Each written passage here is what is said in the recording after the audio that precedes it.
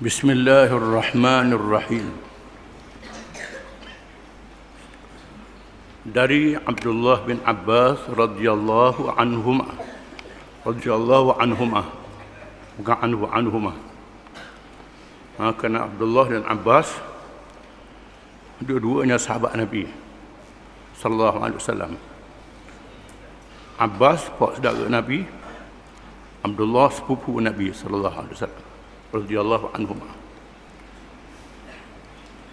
Katanya, marra Rasulullah sallallahu alaihi wasallam ala qabrain faqala ama annahuma la yu'adzabani wa ma yu'adzabani fi kabir thumma qala bala amma ahaduhuma fakana yamshi bin namimah wa amma al-akharu فكان لا يستتر من بوله قال فدعا بعسيب رطب فشقه باثنين ثم غرس على هذا واحدا وعلى هذا واحدا ثم قال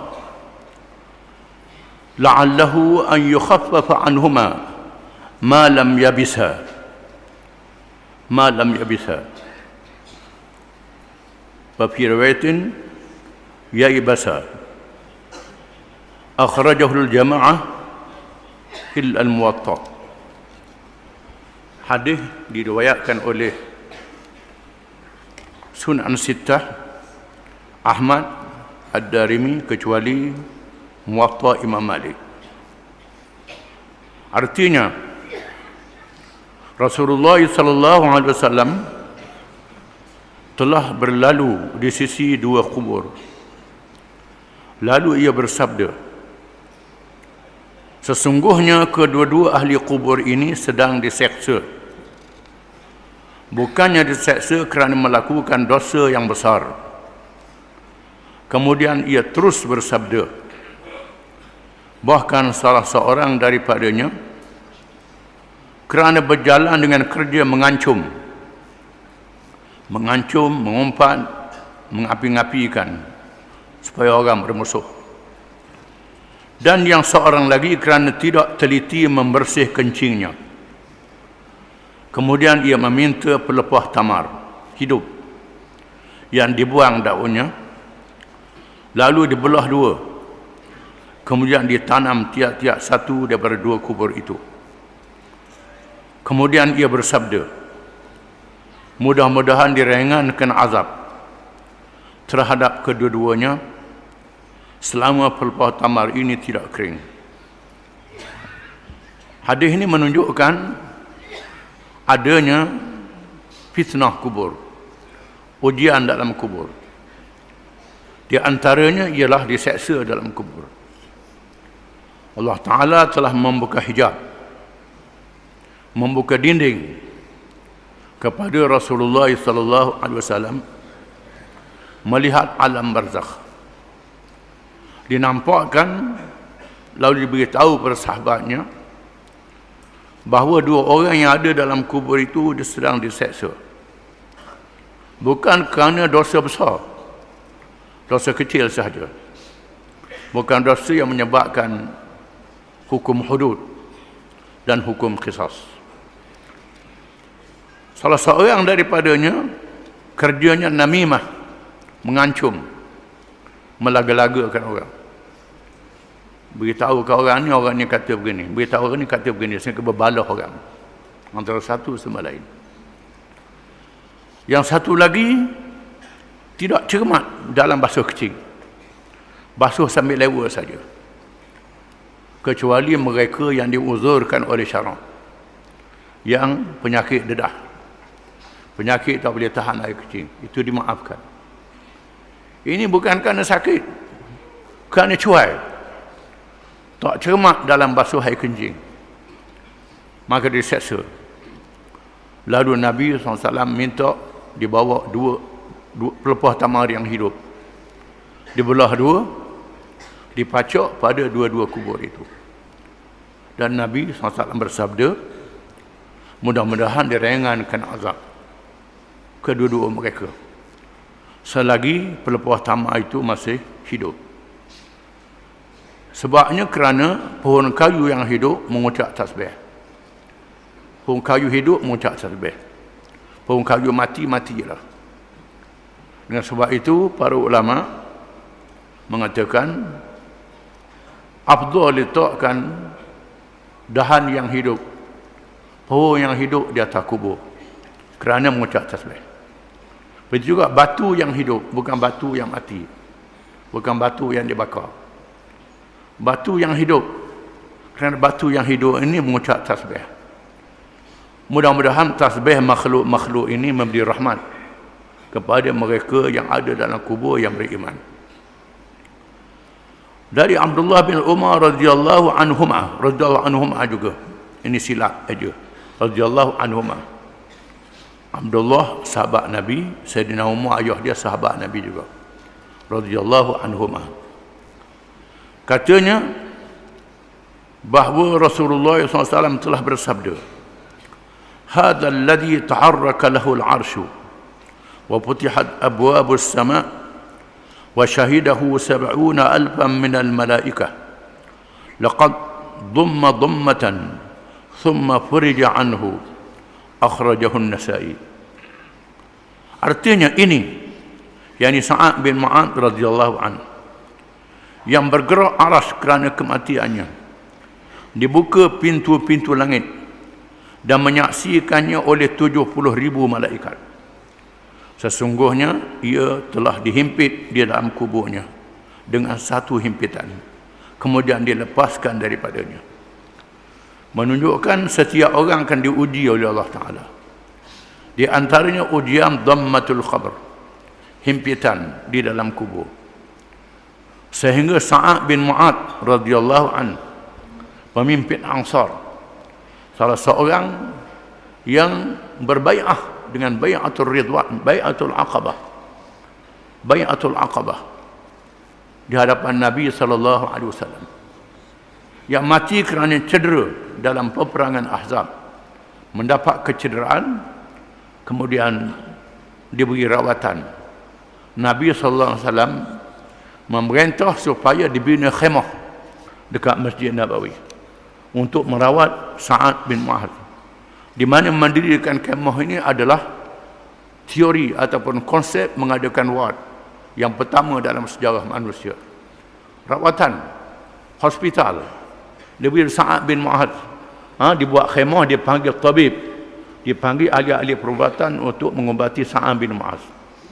Kemudian di masa itu berlaku peperangan Bani Quraidah.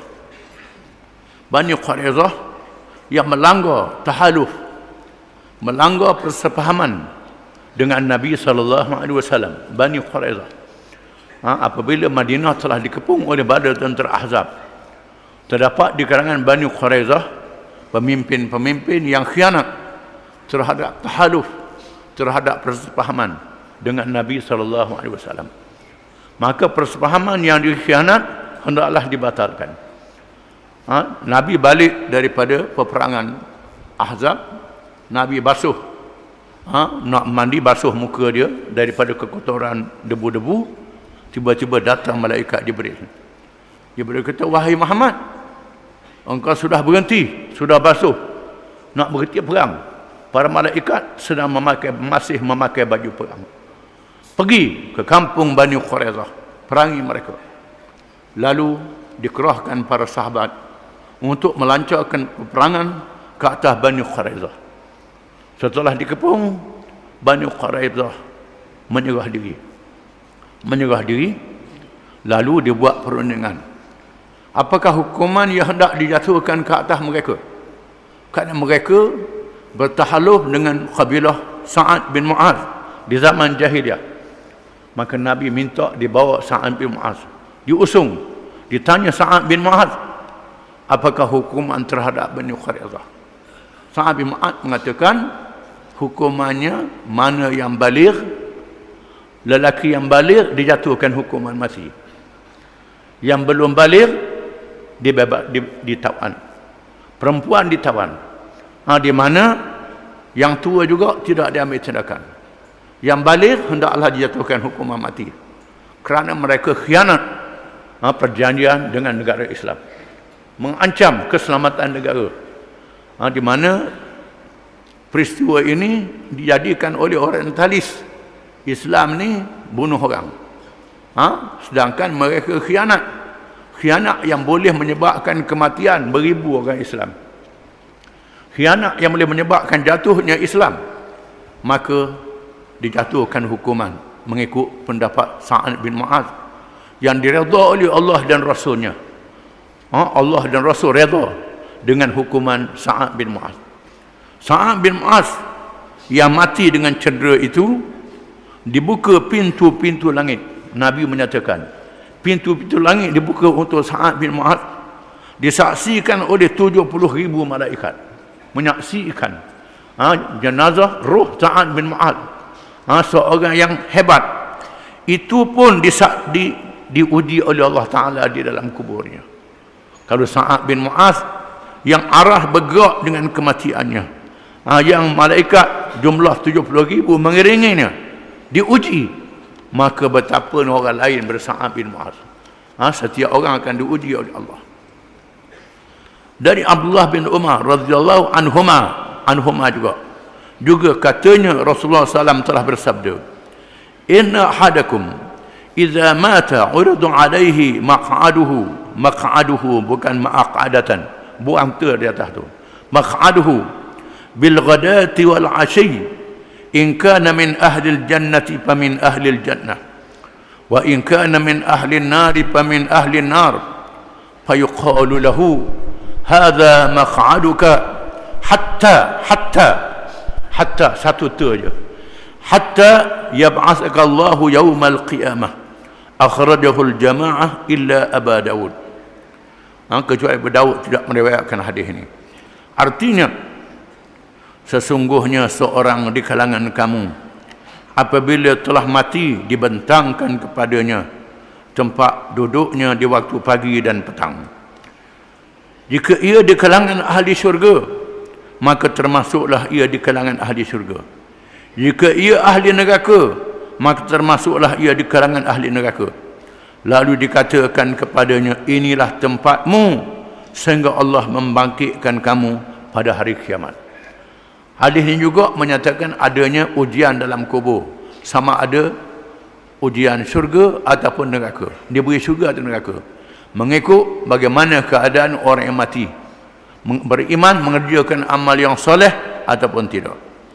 Dari Aisyah radhiyallahu anha katanya, qultu ya Rasulullah, tubtala hadhihi al-ummah fi quburiha, fa kayfa bi wa ana imra'atun dha'ifah? Qala yuthabbitu Allahu alladhina amanu bil qawli thabiti fil hayati wa fil hayati dunya wa fil akhirah. Rawahu al-Bazzar. Artinya, kata Aisyah radhiyallahu anha, isteri Nabi, ummul mukminin, ibu kepada orang-orang yang beriman. Isteri Nabi adalah ibu kepada orang beriman. Diharamkan sesiapa saja berkahwin dengan isteri Nabi sebagaimana dia haramkan berkahwin dengan ibu. Ummahatil mu'minin, ummul mu'min Aisyah radhiyallahu anha, isteri Nabi yang dianggap paling alim di kalangan isteri Nabi. Aku berkata, ya Rasulullah, umat ini diuji di dalam kuburnya. Bagaimanakah aku menghadapinya sedangkan aku seorang perempuan yang dhaif? Saya ni seorang perempuan yang dhaif. Bagaimana diuji dalam kubur? Sabda Rasulullah SAW, Allah meneguhkan orang-orang yang beriman dengan ucapan yang teguh itu di dalam kehidupan di dunia dan di akhirat. Barang siapa yang beriman dengan asyhadu an la ilaha illallah wa asyhadu anna Muhammadar Rasulullah, yang tidak membatalkan dua kalimah syahadah, Allah Ta'ala meneguhkan hatinya, meneguhkan pendiriannya di dunia dan di akhirat. Dari Al-Barra bin Azib radhiyallahu an, bahawa Rasulullah SAW telah menyebut firman Allah Ta'ala, yuthabbitullahu alladhina amanu bil qawli thabiti, surah Ibrahim ayat 27, nuzilat fi azabil qabri, rawahu al-Bukhari wa Muslim wa Abu Dawud. Artinya, Allah meneguhkan orang-orang yang beriman dengan ucapan yang teguh itu, iaitu ucapan asyhadu an la ilaha illallah, wa asyhadu anna Muhammadar Rasulullah, yang disoal di dalam kubur. Bila malaikat tanya dalam kubur berkenaan dengan Tuhan, berkenaan dengan Nabi, berkenaan dengan Islam, iman, dia boleh jawab. Kalau orang tu akidah dia betul, iman dia betul, dia boleh jawab. Kalau dia hafal macam mana pun dua kalimah syahadah ini, iman dia penipu, iman dia pelawak, tak boleh jawab. Bergantung kepada yusabbitullahu alladhina amanu. Allah Ta'ala menetapkan hati orang-orang yang beriman, hati yang teguh, yang kuat iman. Diturunkan berkenaan azab kubur. Ini berkait dengan azab kubur ayat ni. Barang siapa yang teguh penderian dia di dunia, maka teguh di dunia ketika dalam kubur, dan di akhirat ketika dibicarakan di hadapan Allah. Teguhlah dia dengan syarat dia istiqamah dengan makna berada di jalan yang betul. Wallahu a'lam.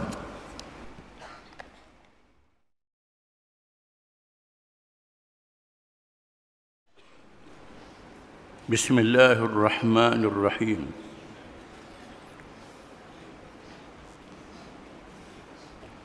Menurut satu riwayat yang lain, bagi menafsirkan ayat yang kita baca minggu lepas, yusabbitullahu alladhina amanu bil qawli tsabit. Allah meneguhkan orang-orang yang beriman dengan ucapan yang teguh. Bahawa Nabi SAW telah bersabda, al-muslimu idza su'ila fil qabri yashhadu an la ilaha illallah wa anna Muhammadar Rasulullah, fadzalika qawluhu yusabbitullahu alladhina amanu bil qawli tsabit. Wa fi riwayatin ukhra qala yusabbitullahu alladhina amanu bil qawli tsabit nuzilat fi azabil qabri yuqalu lahu man rabbuk fayaqulu rabbi Allah wa nabiyyi Muhammad sallallahu alaihi wasallam. Akhrajahu al-Bukhari wa Abu Dawud wa Tirmidzi. Artinya orang Muslim itu, seorang Islam itu, apabila ditanya di dalam kuburnya, ia menyaksikan, yakni dia mengucap dua kalimah syahadah, bahawasanya tiada Tuhan yang sebenar melainkan Allah, dan bahawasanya Muhammad itu Rasulullah, maka demikian itulah maksud firman Allah Ta'ala, yusabbitullahu alladhina amanu bil qawli tsabit. Allah meneguhkan hati orang-orang yang beriman dengan ucapan yang teguh itu. Itu maksud al-qawli tsabit. Dan menurut riwayat yang lain, bahawa ia bersabda, yakni Nabi SAW bersabda, bahawa firman Allah Ta'ala yang maksudnya Allah meneguhkan hati orang-orang yang beriman dengan ucapan yang teguh itu, diturunkan berkenaan dengan azab kubur. Dikatakan kepadanya, siapa Tuhanmu? Mar-Rabbuk. Siapa Tuhanmu? Mar-Rabbuka. Siapa Tuhanmu? Ia menjawab, Tuhanku Allah dan Nabiku Muhammad sallallahu alaihi wasallam. Maksud ayat itu ialah soalan dua malaikat di dalam kubur. Mar-Rabbuk, bukan ma-Rabbuk, man Rabbuk. Orang Melayu kata ma-Rabbuk itu salah. Ma ni barang, kayu, batu, rumah. Kalau man, siapa? Makna dia beza. Bukan ma-Rabbu ni, ma-Rabbuka. Tak kena bahasa Arab tak betul. Jadi mar-Rabbuk, siapa Tuhanmu? Maka dia jawab, Rabbi Allah, Tuhan saya Allah dan Nabi saya Muhammad sallallahu alaihi wasallam. Disebut di dalam hadis yang sahih, riwayat yang lain.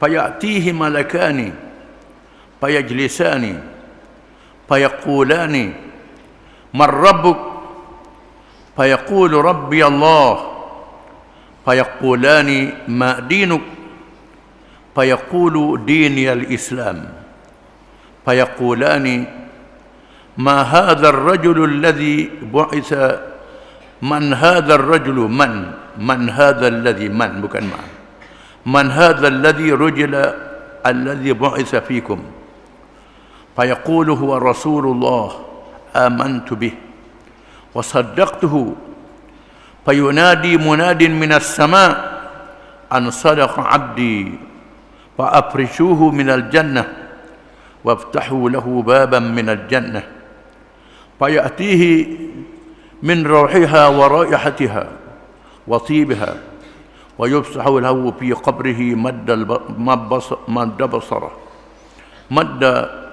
البصر قال ويأتيه رجل حسن الوجه حسن الثياب طيب الريح فيقول أبشر بالذي يسرك هذا يومك الذي كنت توعد فيقول من أنت فوجهك الحسن يجيء بالخير فيقول أنا عملك الصالح فيقول ربي أقم الساعة حتى أرجع إلى أهلي ومالي رواه أبو داود أحمد.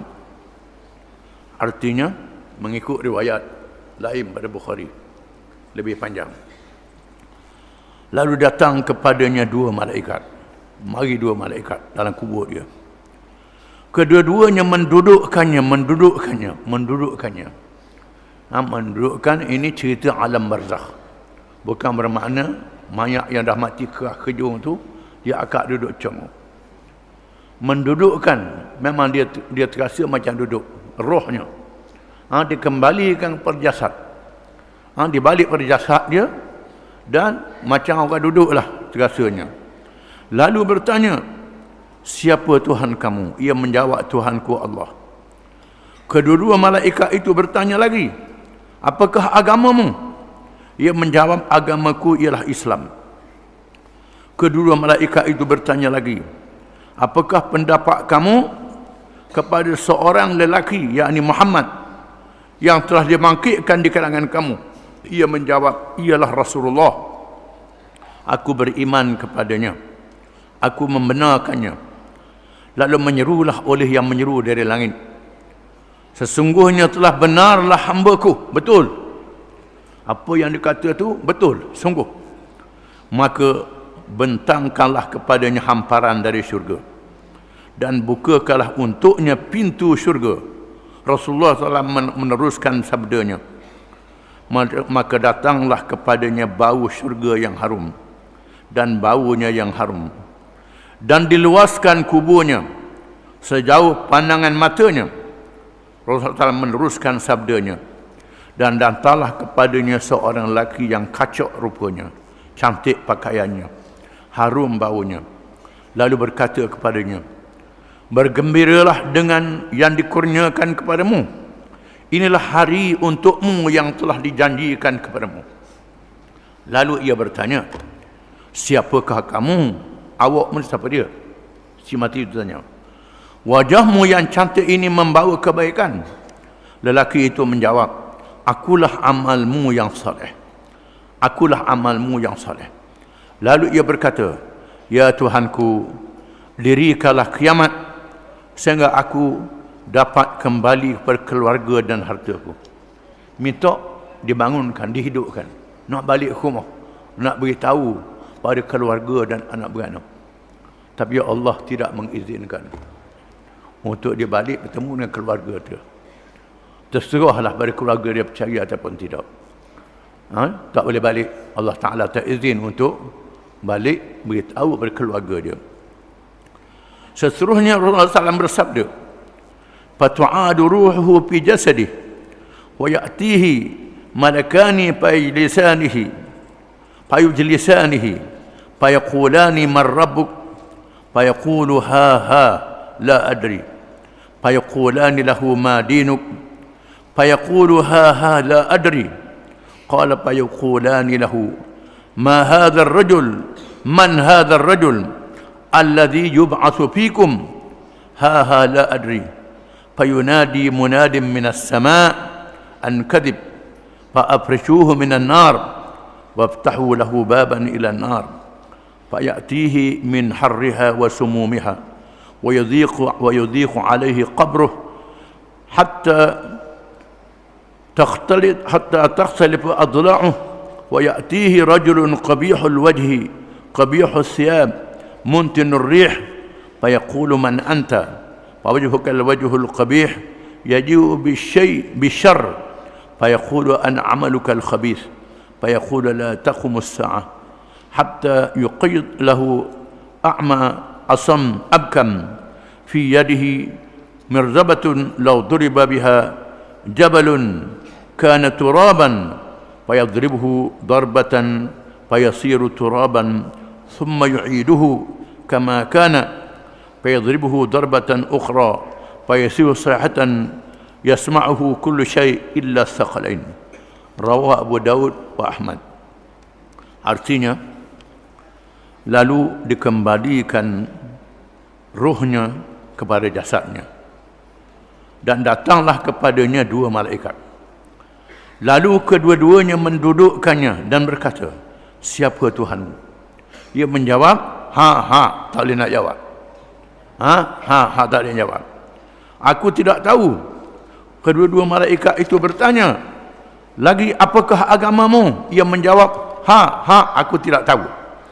Kedua-dua malaikat itu bertanya lagi, apakah pendapat kamu tentang seorang lelaki yang dibangkitkan di kalangan kamu? Ia menjawab, aku tidak tahu. Lalu menyerulah oleh yang menyeru dari langit, sesungguhnya ia bohong. Hamparkanlah untuknya dengan hamparan dari neraka, dan bukakan untuknya pintu neraka. Maka datanglah kepadanya kepanasannya dan bahangnya yang panas, dan sempitlah di atas kuburnya sehingga berselisih tulang-tulang rusuknya. Lalu datang padanya seorang lelaki yang buruk rupanya, buruk pakaiannya, dan busuk baunya. Ia bertanya, siapakah kamu? Rupamu yang buruk ini membawa keburukan. Lalu lelaki itu menjawab, akulah amalmu yang jahat. Lalu ia berkata, janganlah berlaku kiamat. Lelaki itu bertukar menjadi buta, tuli dan bisu. Di tangannya besi pemukul. Kalau dipukul, bukit nasi hancur menjadi debu. Lalu ia memukulnya dengan satu pukulan sehingga hancur seperti debu. Kemudian dikembalikan semula. Seterusnya dipukul pula. Maka bertempiklah ia dengan tempikan yang kesakitan, di mana tempikan itu didengari oleh semua malaikat manusia dan jin. Ini hadis ini menerangkan adanya seksa di dalam kubur. Sambung hadis lagi.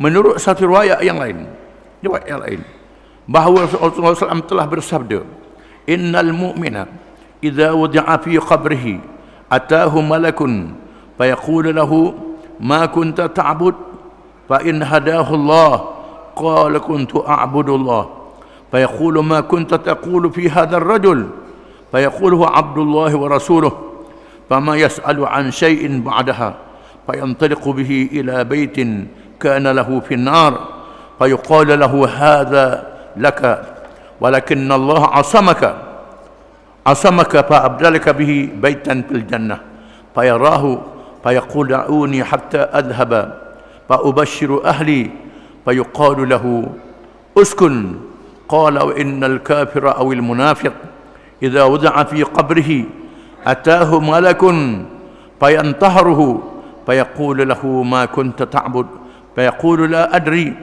فيقال له لا دريت ولا تليت فيقال له ما كنت تقول في هذا الرجل فيقول كنت أقول ما يقول الناس فيضربه بمطراق بين أذنيه فيصيح صيحة يسمعها الخلق غير الثقلين.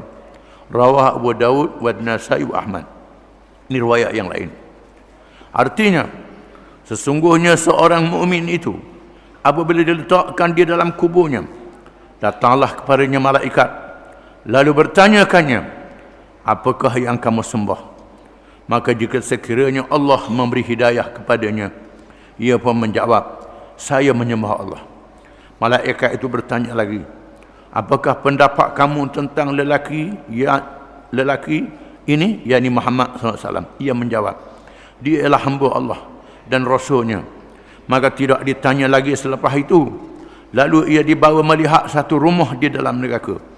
Maka dikatakan kepadanya, dahulunya rumah ini disediakan untukmu, tetapi Allah telah memeliharamu. Lalu ia menukarkan kepadamu sebuah rumah di dalam syurga. Ia pun melihat rumahnya di dalam syurga.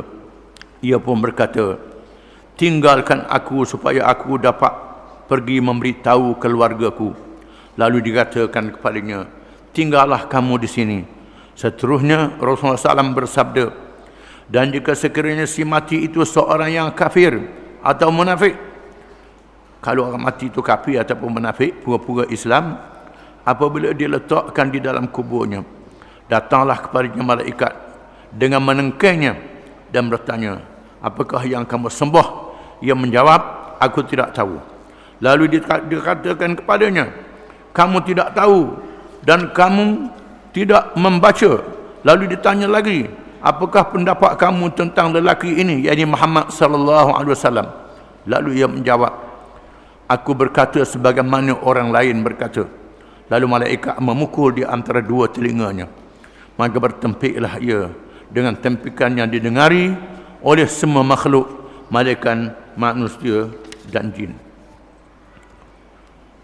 Menurut satu riwayat yang lain, an Atha ibn Yasar qala Rasulullah sallallahu alaihi wasallam li Umar ibn al-Khattab radhiyallahu anhu, ya Umar, kaifa bika idza anta mutta bika qaumuka faqasu laka thalathata azra'in fi zira'in wa shibrin thumma raja'u ilayka فغسلوك وكفنوك وحنطوك ثم احتملوك حتى يضعوك فيه ثم يهيل عليك التراب ويدفنوك فإذا انصرفوا عنك أتاك فتان القبر منكر ونكير أصواتهما كالرعد القاصف وبصائرهما كالبرق الخاطف يجران أشعارهما ويبحثان القبر بأنيانهما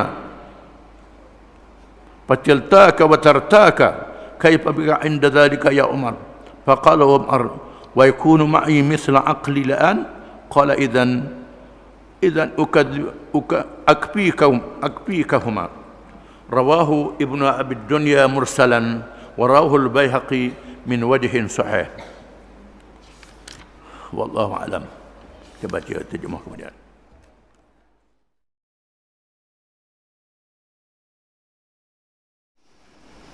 Bismillahirrahmanirrahim. Menurut satu riwayat yang lain berkenaan dengan fitnah kubur, an Atha bin Yasar qala Rasulullah sallallahu alaihi wasallam li Umar bin al-Khattab radhiyallahu anhu, ya Umar, كيف بك إذا أنت مت بك قومك فقاسوا لك 3 أذرع في ذراع وشبر ثم رجعوا إليك فغسلوك وكفنوك وحنطوك ثم احتملوك حتى يضعوك فيه ثم يهيلوا عليك التراب ويدفنونك فإذا انصرفوا عنك أتاك فتان القبر منكر ونكير أصواتهما كالرعد القاصف وبصائرهما كالبرق الخاطف يجران أشعارهما ويبحثان القبر بأنيابهما فتلتاك وترتاك كيف بك عند ذلك يا عمر؟ فقال عمر wa yakunu ma'i misla aqli al-an.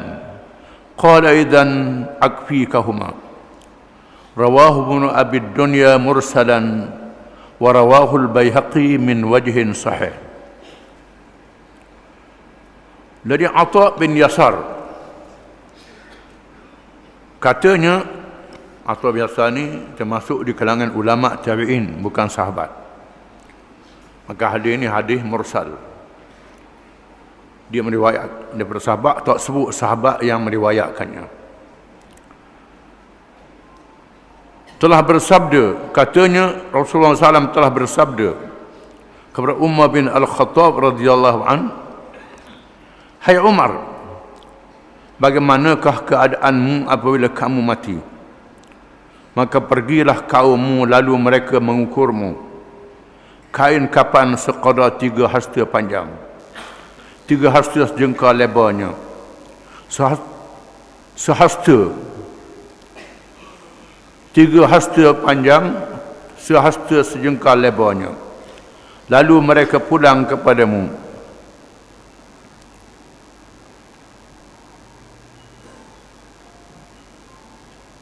Mereka pun memandikanmu, mengkapankan dan meletakkan hanut, yakni bahan-bahan yang ditabur pada mayat untuk mewangikannya.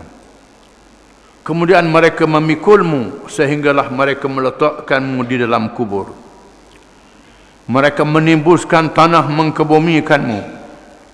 Setelah mereka berpaling, maka datanglah kepadamu 2 malaikat yang ditugaskan untuk fitnah kubur, yakni ujian dalam kubur, yaitu Munkar dan Nakir. Suaranya seperti guruh petir, pandangan matanya seperti kilat menyambar, mengheret bulu yang panjang, menggali kubur dengan taring-taringnya. Keduanya menghampirimu dengan cara yang menakutkan. Bagaimanakah kamu ketika menghadapi keadaan itu, wahai Umar? Tanya Nabi SAW pada Umar. Umar menjawab, keadaanku seperti sekarang. Rasulullah SAW bersabda, kalau begitu maka engkau terselamat daripada keduanya. Bermakna seseorang itu hendaklah menghadapi fitnah kubur dengan iman yang tetap di atas dunia, dengan istiqamah, berada jalan yang betul dan terus di atas jalan yang betul. Maka ketika dalam kubur dia terus berada di jalan yang betul juga. Kalau di atas dunia ni keluh-keleh, dalam kubur pun tak boleh menghadapi ujian itu. Menurut satu riwayat yang lain oleh Abu Hurairah radhiyallahu an, katanya Rasulullah SAW telah bersabda, "Idza qubira al-mayyitu atahum malakani aswadani azraqani yuqalu li ahadihima al-munkaru wa lil akhari an-nakir fayuqidanihi bi ruhihi fi jasadihi fayaqulani lahu ma kunta taqulu fi hadha ar-rajul wa fi riwayatin li Abi Daud ma kunta ta'bud fa inna Allah hadahu qala kuntu a'budu Allah fayuqalu lahu ma kunta taqulu fi hadha ar-rajul wa fi riwayatin ukhra lahu aidan fayaqulani lahu man rabbuk fayaqulu rabbi Allah fayaqulani lahu ma dinuk fayaqulu dini al-islam fayaqulani lahu ma hadha ar-rajul alladhi bu'itha fikum فإذا كان مؤمنا قال هو عبد الله ورسوله أشهد أن لا إله إلا الله وأن محمدا عبده ورسوله فيقولان له قد كنا نعلم أنك تقول هذا وفي رواية لأبي داود قال فينادي مناد من السماء أن قد صدق عبدي فافرشوه أدفع فافرشوه من الجنة وافتحوا له بابا إلى الجنة قال صلى الله عليه وسلم فيأتيه من روحها وطيبها ثم يفسح له في قبره 70 ذراعا في 70 ثم ينور له ثم يقال له نم فيقول أرجع إلى أهلي فأخبرهم يعني بأن حالي طيب فيقولان نم كنومة العروس الذي لا يقظه إلا أحب أهله إليه حتى يبعثه الله من مضجعه ذلك وإن كان منافقا قال سمعت الناس يقولون فقلت مثله لا أدري فيقولان قد كنا نعلم أنك تقول ذلك وفي رواية لأبي داود فينادي مناد من السماء أن قد كذب عبدي فافرشوه من النار والبسوه من النار وافتحوا له بابا إلى النار قال صلى الله عليه وسلم فيأتيه من حرها وسمومها فيقال للأرض التئمي bukan iltaimi dengan hamzah عليه فتلتئم عليه أضلاعه فلا يزال فيها معذبا حتى يبعثه الله من مضجعه ذلك البخاري والترمذي وأبو داود hadis riwayat Bukhari, Muslim, Tirmizi dan Abu Daud, hadis sahih. Artinya apabila si mati dikuburkan, datanglah kepadanya dua malaikat hitam legam, lagi biru matanya. Salah satu antaranya disebut dengan nama Munkar dan yang satu lagi disebut Nakir. Lalu keduanya mendudukkan si mati itu setelah dikembalikan rohnya ke dalam jasadnya. Ini dah cerita alam barzakh. Macam mana mayat nak duduk kambuh dengan tanah, kanda. Tetapi Allah Ta'ala jadikan macam dia rasa duduk. Macam kita mimpi lah. Tetapi alam barzakh satu alam yang lain. Allah Ta'ala buat macam mana caranya. Kemudian mereka menyoalnya, apakah yang pernah engkau katakan mengenai ini Muhammad sallallahu alaihi wasallam, mengenai orang ini yakni Muhammad sallallahu alaihi wasallam? Dan menurut satu riwayat dari Abi Daud, mereka bertanya kepadanya, apakah yang pernah engkau sembah? Maka kalau Allah memberi hidayah kepadanya, ia akan menjawab, aku menyembah Allah. Kemudian ditanya lagi, apakah yang pernah engkau katakan mengenai orang ini yakni Muhammad sallallahu alaihi wasallam? Dan pada satu riwayat yang lain oleh Abu Daud juga, mereka menyoalnya dengan berkata, siapa Tuhanmu? Ia menjawab, Tuhanku ialah Allah. Mereka bertanya lagi, apakah agamamu? Mereka menjawab, agamaku ialah Islam. Mereka bertanya lagi, siapa dia orang yang diutuskan di kalangan kamu? Maka kalau si mati seorang yang beriman, ia akan menjawab dengan berkata, orang itu ialah Muhammad sallallahu alaihi wasallam, ialah hamba Allah dan Rasulnya. Aku mengetahui serta mereka ni bahawa sesungguhnya tiada Tuhan yang sebenar yang berhak disembah malaikat Allah, dan bahawa sesungguhnya Muhammad itu ialah hamba Allah dan Rasulnya. Mereka, yakni malaikat, berkata kepadanya, kami sedia mengetahui bahawa engkau mengakui yang demikian. Kata malaikat, betul, aku tahu mu kata begitu. Dan pada satu riwayat oleh Abu Dawud bahawa Rasulullah SAW bersabda, lalu diseru oleh penyeru dari langit, katanya, sesungguhnya benar hambaku, maka bentangkanlah kepadanya satu hamparan dari syurga, dan pakaikanlah dia pakaian dari syurga, serta bukakanlah baginya sebuah pintu ke syurga. Rasulullah SAW bersabda lagi, lalu datang kepadanya sebahagian dari bau syurga dan keharumannya, kemudian dilapangkan kuburnya seluas 70 hasta persegi, dan diberikan cahaya yang menerangi kuburnya. Kemudian dikatakan kepadanya, tidurlah. Maka ia berkata, bolehkah aku balik kepada keluargaku supaya dapat aku ceritakan kebaikan halku? Dua malaikat itu berkata kepadanya, tidurlah, seperti tidurnya pengantin yang tidak dibangkitkan pada tidurnya, malaikat oleh sekasih-kasih ahlinya.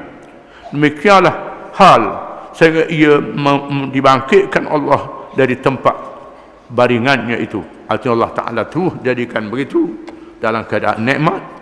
Setelah dia berjaya menjawab soalan Munkar-Nakir, dia terus dalam keadaan nikmat sehingga hari kiamat. Allah Ta'ala tidak izinkan dia untuk balik beritahu kepada keluarga dia, supaya menjadi perkara yang beriman dengan yang gaib. Dan jika si mati itu seorang munafik, kalau orang mati itu orang munafik, Islamnya pura-pura, Islamnya ikut orang, tapi hati dia tak percaya, Islamnya bukan yakin, Islam bukan sungguh, Islam tipu, Islam baka dan keturunan, dia tak percaya pada Islam. Ia menjawab pertanyaan malaikat itu dengan katanya, aku dengar orang berkata demikian. Aku dengar orang kata Allah. Aku dengar orang kata Muhammad. Dia tak percaya. Maka aku pun turut kata sama. Aku tidak tahu benarkah atau tidak. Lalu kedua-dua malaikat itu berkata, memang kami tahu engkau berkata demikian. Dan menurut satu riwayat oleh Abu Daud, lalu diseru oleh penyeru dari langit, katanya sesungguhnya orang itu berdusta. Maka bentangkanlah kepadanya satu hamparan dari neraka, pakaikanlah pakaian dari neraka, serta bukalah baginya sebuah pintu ke neraka. Rasulullah SAW bersabda lagi, lalu datang kepadanya sebahagian dari bahang neraka dan udara panasnya. Kemudian dia perintahkan bumi supaya menghimpitnya sehingga berselisih tulang rusuknya. Maka tinggallah ia dalam azab itu terus menerus sehinggalah Allah bangkitkan dia dari kuburnya. Wallahu a'lam.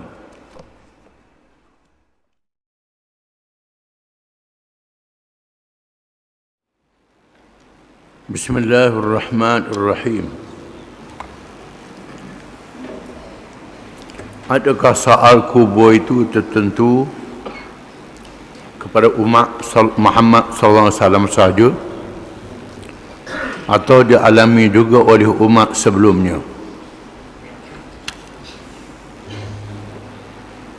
Menurut Al-Hakim At-Tirmizi rahimahullah, buang qam'ah tu, Al-Hakim At-Tirmizi, satu nama rahimahullah, Al-Hakim At-Tirmizi, bukan Imam Tirmizi yang riwayat hadis tu tak.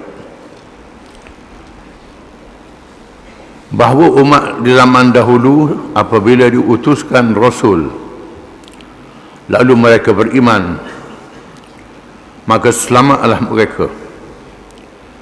Jika mereka mengingkarinya, Allah menyegerakan azab ke atas mereka. Umat zaman dulu kalau buat dosa tu azab selalu, tidak sebagaimana umat Muhammad sallallahu alaihi wasallam. Macam kaum Nabi Nuh, kaum Nabi Ibrahim, kaum Lut, kaum Ad, Samud dan lain-lain.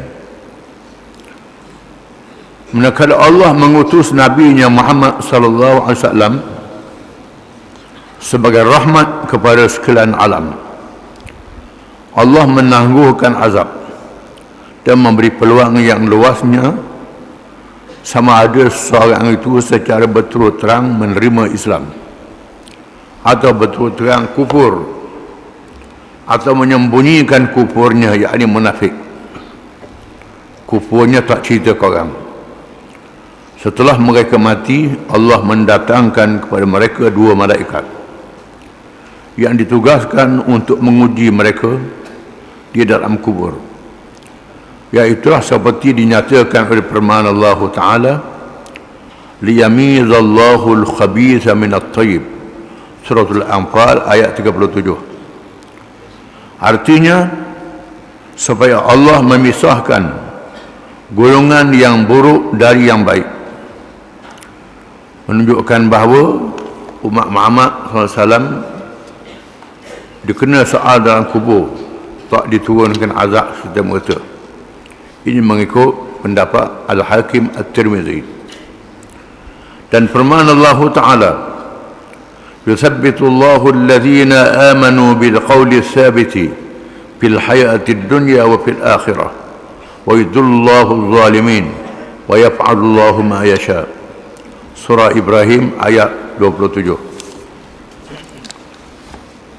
Artinya Allah meneguhkan orang-orang yang beriman dengan ucapan yang teguh itu dalam kehidupan di dunia dan akhirat, iaitu ucapan asyhadu an la ilaha illallah wa asyhadu anna muhammadar rasulullah, dengan hati yang yakin, iman, percaya dengan ikhlas. Dan Allah menyesatkan orang-orang yang zalim, dan Allah memperbuat apa yang ia kehendaki. Orang yang lawan ataupun menyembunyikan kepercayaannya zalim, Allah Ta'ala hukum dia. Dan beliau berdalil dengan beberapa hadis. Di antaranya ialah sabda Rasulullah sallallahu alaihi wasallam, inna hadhihi al-ummata tubtala fi quburiha. Artinya sesungguhnya umat ini diuji di dalam kuburnya. Itu mengikut pendapat Al-Hakim At-Tirmizi. Menurut Al-Qurtubi dan Imam Ibn Al-Qayyim rahimahumullah, adapun mengikut Imam Al-Qurtubi, iaitu seorang alim daripada negeri Cordoba, Spanyol hari ini, yang mengarang kitab-kitab tafsir dan kitab-kitab yang lain, dan Ibnul Qayyim, ulama daripada Syam, rahimahumullah, bahawa soal kubur terkena juga pada umat yang dahulu daripada umat Muhammad sallallahu alaihi wasallam. Mereka berdua berpendapat bahawa soalan kubur kena juga pada umat zaman dulu, bukan umat Muhammad SAW sahaja. Dalil-dalil yang dikemukakan itu tidaklah menafikan adanya soal kubur kepada umat yang dahulu daripada kita. Dalil-dalil yang disebut oleh Al-Hakim At-Tirmizi tidak menunjukkan dinafikan ada soal kubur pada umat zaman dahulu. Terutamanya ayat yang pertama yang dibaca tadi, iaitulah liyamizallahu al-khabitha min at-tayyib, supaya Allah memisahkan golongan yang buruk dari yang baik. Sebab turun ayat ini bersempena dengan perang Uhud. Perang Uhud, berlakunya perang Uhud, Allah Ta'ala menguji orang-orang yang beriman. Setelah mereka menang dalam perang Badar, Allah uji perang Uhud, untuk menapis mereka yang munafik. Dia uji dengan menang. Kalau menang sokmo, maka banyaklah orang tonjol diri, dia percaya. Allah Ta'ala uji juga dengan kalah, supaya mereka yang munafik ni lari. Allah Ta'ala yang kalah. Kadang-kadang diuji dengan kesusahan itu sampai berpuluh tahun, sampai ratus tahun. Mengapa Allah Ta'ala jadikan perjuangan Islam payah menang? Payah menang kerana Allah Ta'ala nak tapis mereka yang beriman, supaya yang beriman itu betul-betul sungguh walimahtullahu alladhina amanu wa yamhaqal kafirin, supaya Allah menapis orang-orang yang beriman dan Allah Ta'ala membinasakan mereka yang kafir, sama ada yang kafir terang atau kafir bersembunyi dalam hati. Bila Allah Ta'ala jadikan perjuangan Islam itu payah, menang kalah, menang kalah, rebah bangun sebelum hari kiamat, supaya mereka yang pura-pura dalam perjuangan Islam, tipu dalam perjuangan Islam, biar dia keluar, dia lari dari perjuangan Islam. Ini tujuannya ayat yang dibaca tadi, tak ada kena-mena dengan soal kubur. Sebab itu pendapat Al-Qurtubi dengan Ibn Qayyim lebih kuat. Nabi dalam sekadar menceritakan apa yang berlaku pada umatnya di dalam kubur. Ia tidak menafikan adanya fitnah kubur kepada umat sebelumnya. Pendapat yang sebenar ialah apa yang dinyatakan oleh Al-Qurtubi dan Ibn Qayyim. Yang betulnya ialah semua umat diuji dalam kuburnya, bukan saja umat Muhammad sallallahu alaihi wasallam. Jin juga mengalami fitnah kubur, bukan saja manusia, termasuk jin. Makhluk jin juga diuji selepas mereka meninggal dunia, diuji dalam kubur. Jangan ingat jin tak kena, manusia saja kena. Ketahuilah bahawa apabila jin itu mati, maka ia juga didatangi oleh malaikat Munkar dan Nakir, dan mengalami sama ada nikmat atau azab selepas matinya. Lepas mati, makhluk jin juga akan mengalami nikmat dan azab. Kalau dia beriman, mengerjakan amal yang soleh, maka mendapat nikmat. Kalau dia kafir, dia jahat, mendapat azab dalam kubur. Azab di alam, jin kita tak tahu ada kubur ke tak ada. Itu alam gaib. Dia kena juga hukuman kepada dia bila dia mati. Kerana dalil-dalil Al-Quran dan hadis Nabi SAW menyatakan secara umum dengan tidak membezakan di antara jin dan manusia. Bahkan nas-nas menunjukkan mereka juga ditaklifkan dengan perintah Allah Subhanahu wa ta'ala. Mereka juga mukallaf, dibebankan dengan perintah Allah Ta'ala. Di antaranya firman Allah Ta'ala, wa ma khalaqtul jinna wal insa illa liya'budun, surah Az-Zariyat ayat 56. Artinya, dan aku tidak menciptakan jin dan manusia malaikat supaya mereka mengabdikan diri kepadaku. Di mana ayat ini menunjukkan bahawa Allah Ta'ala mewajibkan jin dan manusia mengabdikan diri kepada Allah, mengikut nabi-nabi dan rasul-rasul alaihi wassalatu wassalam.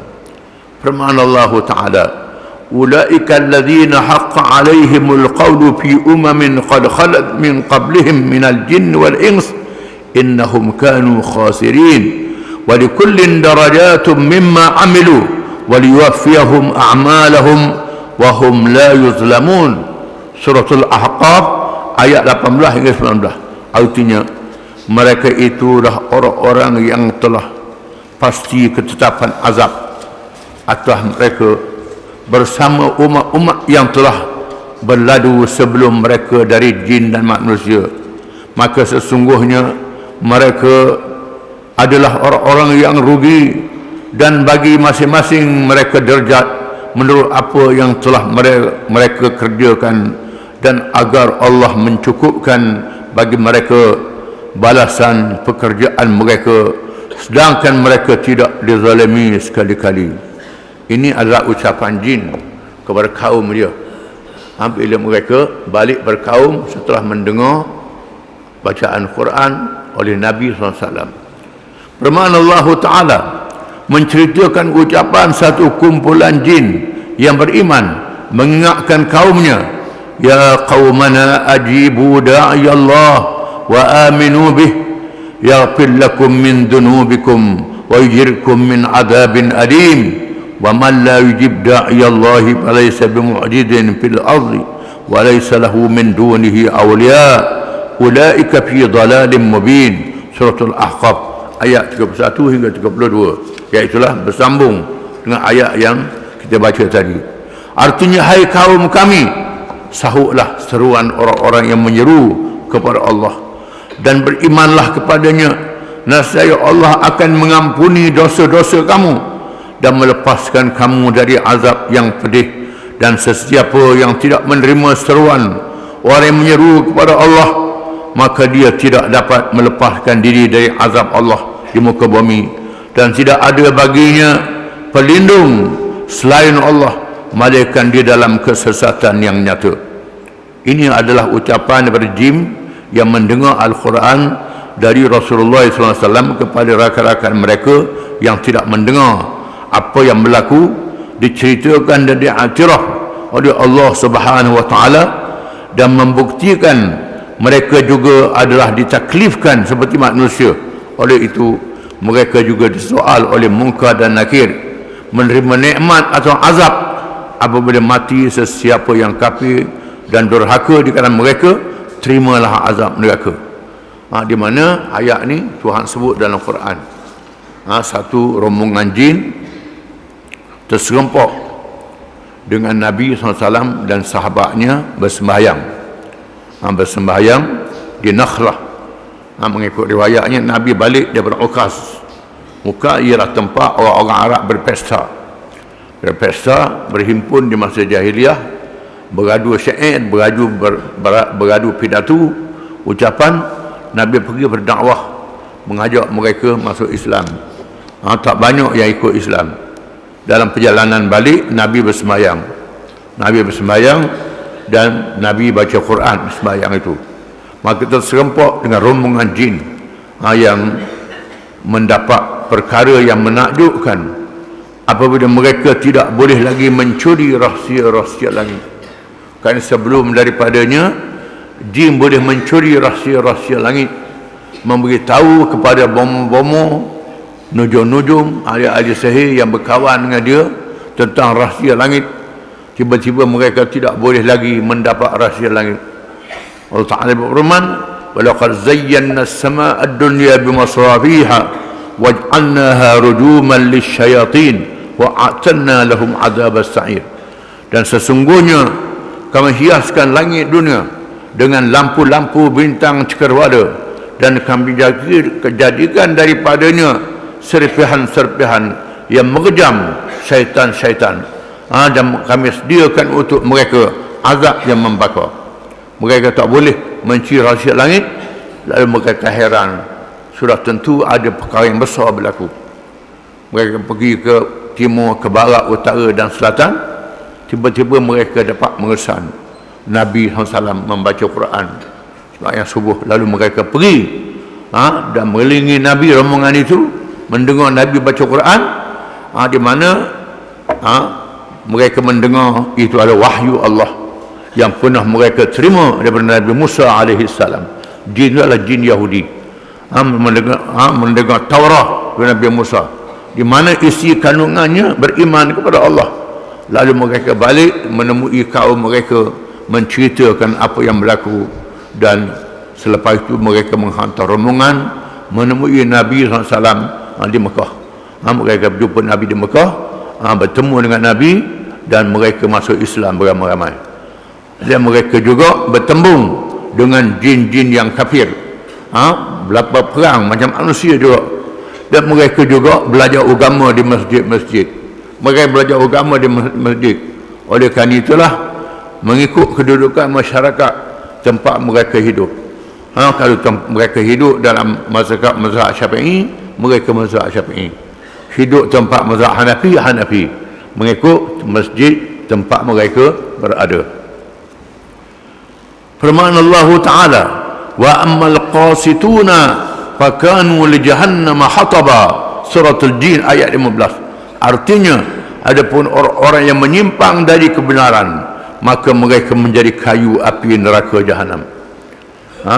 Barang siapa yang menyimpang daripada yang betul, tak ikut agama Allah, mereka dibakar dalam neraka. Dibakar dalam neraka, diseksa dalam neraka.